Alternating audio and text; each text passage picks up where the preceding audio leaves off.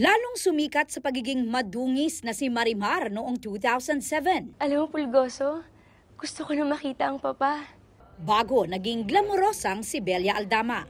Ngayon, higit pa sa putik ang bumalot kay Marian Rivera sa latest niyang role, kung saan tad-tad din siya ng pasa at sugat.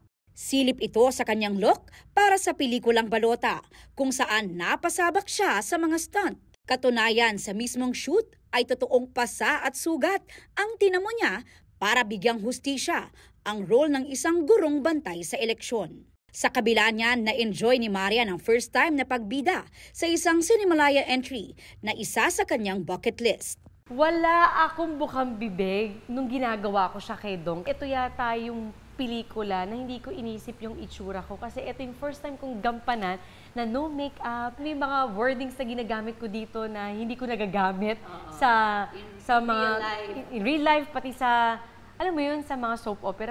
Proud din siya sa kwentong isinulat at binuhay sa screen ng direksyon ni Kip Oy Banda at produced by GMA Pictures and GMA Entertainment Group. Ito yung sinasabi ko, ang sarap gumawa ng pelikula na at the end of the movie, may matututunan ka.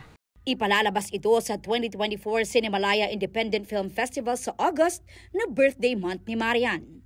Ang wish niya ay makapag-iwan ito ng mahalagang aral at inspirasyon sa mga makakapanood. Ito yung sinasabi natin na sa bawat Pilipino, mahalaga kung sinong gusto mo para sa future mo, ng pamilya mo, lalo ng mga anak mo.